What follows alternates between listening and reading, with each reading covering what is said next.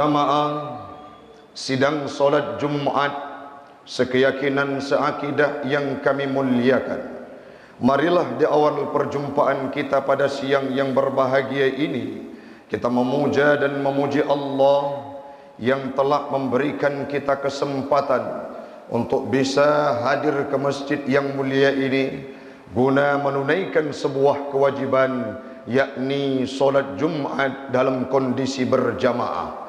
Semoga Allah pula lah yang akan memilih kita salah satu di antara hambanya yang mendapatkan husnul khatimah. Mati kita bisa mengucapkan kalimah la ilaha illallah Muhammadur Rasulullah.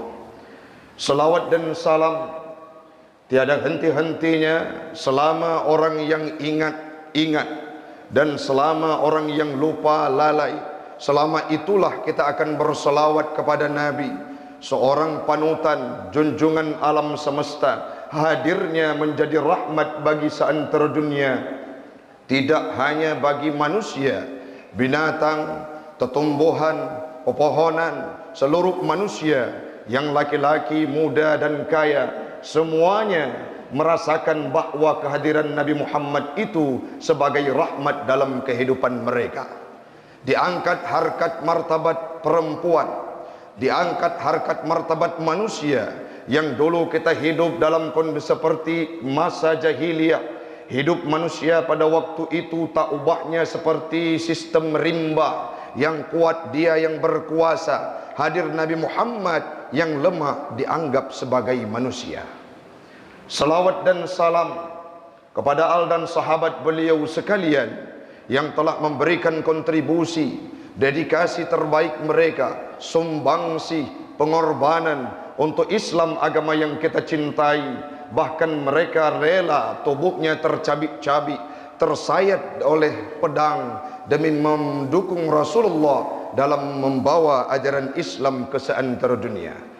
Kepada alim ulama mutaqaddimin dan mutaakhirin yang muktabar kedua-duanya, padum minggu yang kau likut, salah sidra ulama karismatik Aceh yang termasuk masih muda, beliau memberikan dedikasi terbaik untuk Aceh secara khusus, bahkan dipertimbangkan nama beliau di kancah nasional. Tapi uronyo kagucok oleh Allah Ta'ala tusup di Jinib tamalakele kita nyoban Bandung ayah Jinib begebi tempat yang indah oleh Allah dan dimasukkan dalam surga. Kelak akan hadir ulama-ulama berikutnya yang akan mampu meneruskan estafet beliau dan ulama lainnya.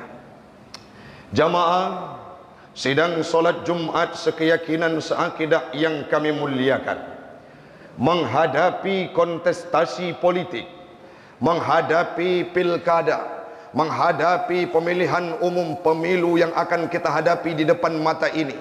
Apa yang terjadi hamba Allah dari wate ke wate lun sampaikan hal yang sama. Kenapa? Sangat benci saya melihat orang-orang yang menyudutkan kehidupan para alim ulama. Kalau hadir kontestasi politik limang tun siga, ulama dihujat, ulama dicaci, ulama disudutkan, ulama didiskriminasi. Padahal keberadaan beliau, jangankan manusia yang berada di bumi, penghuni langit, malakatus samawat, penghuni langit, kerajaan yang ada di langit, menyebutkan nama-nama para alim ulama dengan tinggi dan berwibawa. Di mana disampaikan? Dalam kitab Tadhkiratus Sami. Uranya pun terasa arun si'lut limang tahun dalam masa kepemerintahan aman. Ulama hana thawa cukot begitu karap tro menyikapi kontestasi politik, dibangun opini. Hana perlu libatkan ulama dalam politik karena politik itu kotor. Opini-opini yang menyudutkan hal tersebut dikembangkan di tengah masyarakat. Padahal menyalih getanyo tatim buka wawasan. Kalau kita mau membuka pandangan iman, tatanyong bak gure-gure, tatim buka sejarah, tatim buka kitab, tatim buka alma mater draw tu baje Islam. Di sana kita akan mendapatkan jawabannya bahwa Acehnya baik terpegah secara umum, Acehnya dari pun gepudeng jamun pemimpin-pemimpinnya adalah orang-orang yang paham agama. Ada Hamzah Fansuri, ada Ar-Raniri. Bukankah mereka para pemimpin yang juga dikenal dengan ilmunya, yang juga dikenal dengan pemahaman agamanya? Pakan uranyo hadir anak-anak kitanya ingin dipuji. Oh, kehidupan kitanya daripada alim ulama. Matengku pakan wate karap truh 5 tahun siga ulama terjun dalam politik. Haik ke keadaan le lula. Haik ke keadaan le binasa. Porak-porandanya karakter manusia. Porak-porandanya akhlak manusia. Porak-porandanya karakter urang masyarakat yang na di depan kitanya secara khusus. Kenapa? Karena mereka dipimpin oleh orang yang tidak paham agama. Maka orangnya suah robah mindset urang si'lun. Karena dalam fikih juga ada yang namanya fikih siasah. Agama dengan politik tidak bisa dipisahkan. Bukan politiknya yang kotor, siapa oknum yang bergerilya di dalamnya. Jadi dalam literatur kepemimpinan gedanya yang mandum gatu oleh Allah Ta'ala. Buna ingat urang si'lun. Kepemimpinan pemerintahan pertama, pengawal adalah diadopsi dari kehidupan Umar, dari kehidupan Abu Bakar. Waten kawai Rasulullah, nesusun komunitas, nesusun pasukan Nabi gena hijrah, gesusun mandum sehingga diadopsi dalam kepemerintahan sampau ronyo. Artinya bersumber dari Islam. Yang selanjutnya, lun tuan, lun kalian lun baca cerita-cerita Umar bin Khattab, bagaimana kepemimpinan beliau. 4 buah aspek yang paling mengena. Beliau mementingkan kepentingan rakyatnya. Beliau berlaku adil. Beliau memperluaskan kehidupan wilayah Islam. Itu yang dilakukan oleh Umar bin Khattab. Mana tanya tu Umar nama lain. Umar nama pom agama. Umar najrah urang baile manusia biasa. Menyona jin iblis berada pada lorong A tamsilannya. Gebodoh idengar berita oleh iblis bahawa Umar akan lewat lorong A. Maka iblis dan jin memilih untuk lewat lorong yang lain saking takutnya terhadap iman dan ketakwaan yang dimiliki oleh Umar bin Khattab. Sampai orang si'lun, hana orang yang terjud pegah, bahkan di luar Islam sekalipun, mereka akan mendeklarasikan bahawa Umar itu tidak patut dijadikan sebagai pimpinan teladan. Pakon, karena tidak ada satu sektor pun yang kurang dalam kehidupan Umar watene pimpin Islam. Pegah orangnya masa khalifah tengku. Orangnya be'li tameme Islam dalam kehidupan kepemimpinan. Dalam kitab Tadhkiratus Sami' wal Mutakallim disampaikan bahawa ada pendapat yang diungkapkan oleh Abu Al-Aswad Ad-Dauli. Beliau berkata, "Laisa syai'un a'azza minal ilmi." Tidak ada sesuatu dalam dunianya nepegah le syekh tersebut yang lebih berharga dibandingkan ilmu. Itu juga dinarasikan oleh Imam Asy-Syafi'i bahawa hana musabah perkara dalam dunianya yang paling jauh kecuali ilmu dan fikih. Apa makna fikih? Pemahaman menyangkut dengan agama. Gesambunglam oleh Syekh Al-Aswad Ad-Dauli, al-muluku hukamun 'alan nas. Rajanya, pemerintahnya menghukum, menguasai, mengurus manusia dan masyarakat. Sedangkan al-ulama'u hukamun 'alal muluki. Ulama menjadi pondasi dasar untuk gebi kecerdasan, gebi pemahaman agama, gefatwakan hukum bagi so 'alal muluki, kepada pemerintah dan raja. Bukan pendapat saya. Nyo perle tapah wawasan urung si'lun. Baik sampai legetanyo sabe-sabe dikotori, digrogoti pemikiran getanyo bahawa hana perle urung-urung yang pemimpin fikir kiban visioner beliau, kiban peng yang iru. Bukan itu yang menjadi orientasi kita. Tapi tanya ngoronyo, wate bulan sibla nepilih pemimpin, siapakah di antara mereka yang mampu menaungi ataupun gesambut pendapat-pendapat para alim ulama. So yang tim dengar haba gure-gure yang na di wilayah gedanyo. Baik itu na abu di Payapasi, na ayah di Cetrung, na abu di Mudi, na abu di Ketapang. Siapakah di antara pemimpin-pemimpin kita di masa yang akan datang, yang akan kita pilih, yang getem dengar aspirasi para ulama? Pakon al ulama'u hukamun alal muluki. Ulamanya merupakan orang-orang yang fatwa hukum, yang jaga, yang satu pemerintahan. Dan ronyokan pendapat lun orang Syiah.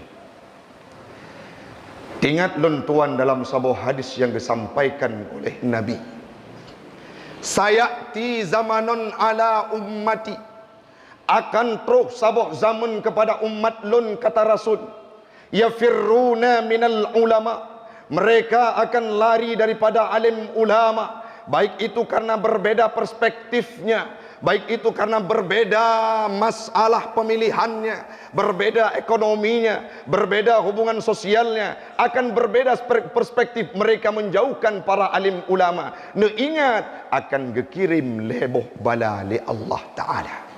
Salah satu di antaranya adalah yarfa'ul baraka, geangkat keberkahan, geangkat segala sesuatu rezeki yang mudah dalam kehidupan kita. Mantakkan orangnya tamita rezeki cula cala orang syiklun, tapi yang na tedeng utang, yang na tinggai sembahyang. Kenapa? Karena ulama tidro kata PGO. Kiban cara PGO? Beda pandangan dalam kontestasi politik hujat, caci, tenak malahan. Bahkan Allah yarham almarhum kagawa ba Allah Ta'ala manteng tinggai perti generasi Aceh yang uronyo dicaci dan dihujat. Itu tidak akan mengurangkan elektabilitas para alim ulama. Tetapi ingat, makin terhina, makin tinggi gejuk martabat li Allah. Dicaci, konser berubah menjadi tahlilan.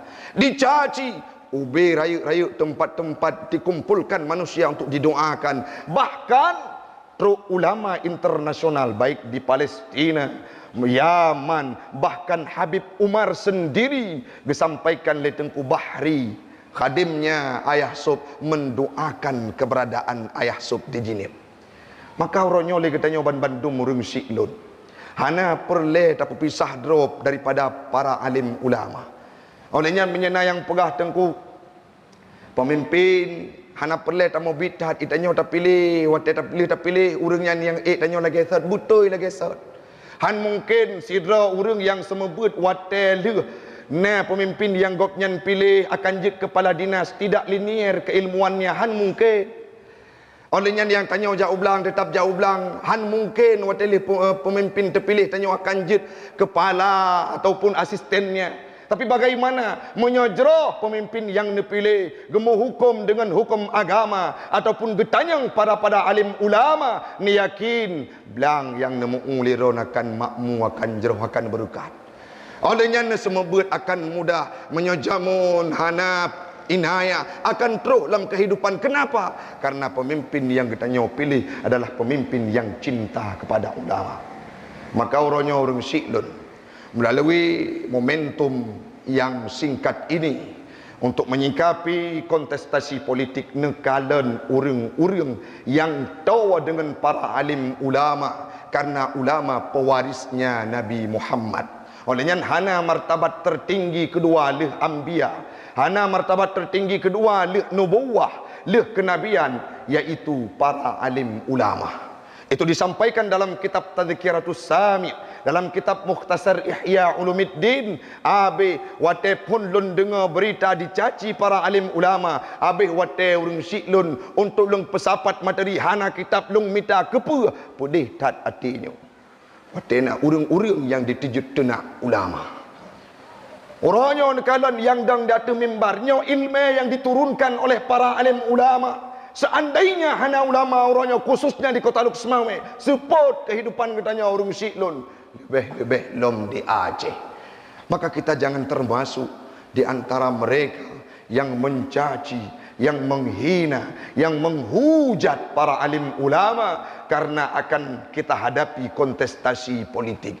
Ia mentang dan pilihan nabak pribadi katanya masing-masing. Siapa yang kita pilih? Orang-orang yang paling tahu dengan alim ulama. Singkatnya adalah orang yang dipilih ledra wan bandum adalah orang yang wate getanyang li Allah Taala di yaumil hisab. Bahawa tegi hisab di yaumil qiyamah. Sawa kapilih pemimpin jamun masa di Luk Semawe pada tahun 2020 put tak jawab boleh katanya fulan pakon katanya oleh Allah Taala karena lejuk peng kelum. Pakon kapilih karena nyan saudara lu. Pakon kapilih karena dibi jabatan kelum. Pakon kapilih karena dibi tahta kelun. Menyanyan jawaban urung siklun sungguh disayangkan. Tapi pakiban, ya Allah, nyawa lun pilih pemimpin berdasarkan ijtihad para alim ulama gure-gure ulun tuan. Maka lun tuan lun pusada bak gure-gure lun tuan sehingga lepas kita daripada hisabnya Allah Ta'ala walaupun sabuh suara.